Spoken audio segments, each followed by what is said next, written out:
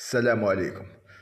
نهضر اليوم على الجوهرة الصاعدة أنيس الحاج موسى، لاعب بيتيس الهولندي، 22 سنة. هاد اللاعب الفنان، حقيقة فنان كبير هاد اللاعب، بمراوغاته القاتلة يشبه كثيرا رياض محرز.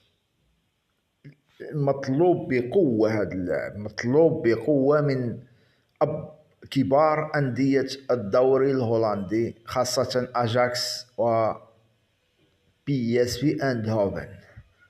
لاعب ممتاز هذا اللاعب،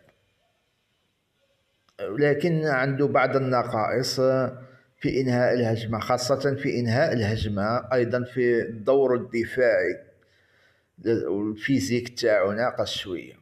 وشكرا.